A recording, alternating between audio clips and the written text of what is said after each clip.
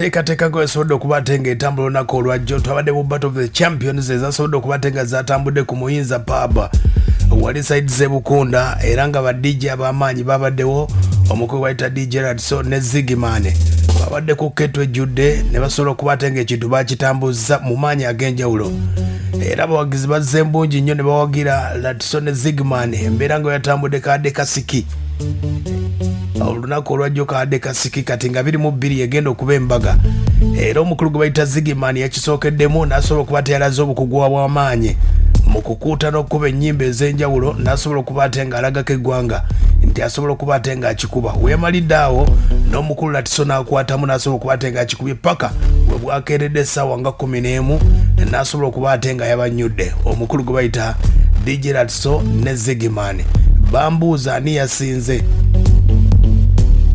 bangi nnyo musobodde okubatenga mubaddeko Zigman wakubidde ne Ratiso wakubidde nze ekibuuzo nkitaddemu mmwe kubanga mujja gamba nti mpolereza ekyange kisigazizza go naŋŋamba koba oyita ombuulire ggwe gogamba ani yasobodde okubatenga ekikubye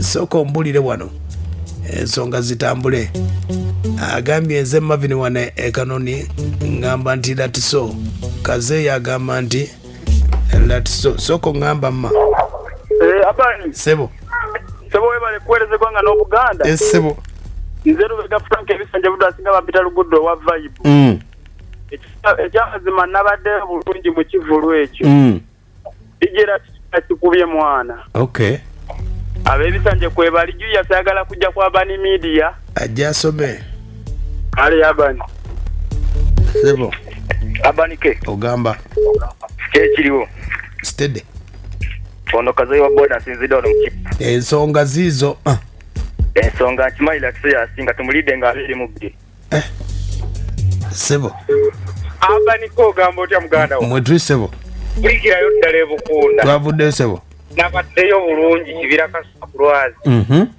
enandirowoozeza nti Ratiso namulabidde ddala amaaso gange yasinze Zigman kibira abani sebo ono tabeera mulala abeera Safika ekabaale wano baba Ratiso akuba Ratiso yawambye naawe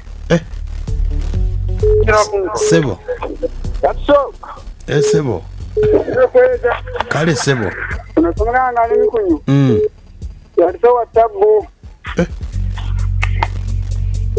abanike ogamba otya anti Bani Media yensonga nanti ono Sempijja Junior Plondi eno kitengesa kyansala zingamba Ratiso oyo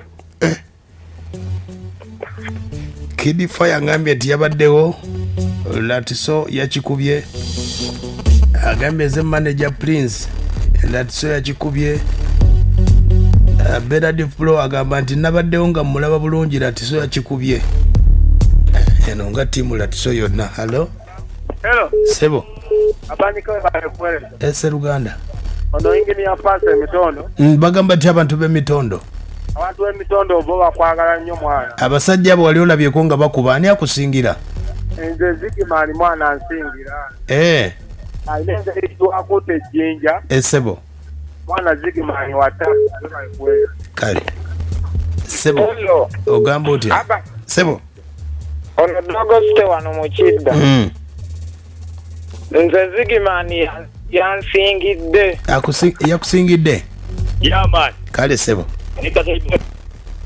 weka sebo webale kuweza mugara bosi ono Julius ekito manenga ninda kugaba ku Sandy Beach wano lwaleero baddeyo bulungi nnyo Ebukunda naye baaba Ratiso kiroto kyantiisa layira yagikubye engoma baaba webale kuweereza kale sebo nze sigenda kwogera yasinze ababadde benjagala okubatenga bakola ki muyinza okugamba nti mpaayiriza sebo abani sebo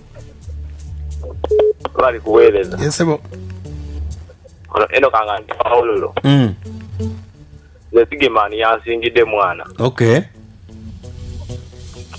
kale sebo agambye ze Fred Emirambi wano Ratiso mulaba edduka agambye nze Nicolas Serwanko ni Zigman ye yansingidde soko ngamba ma Sebo.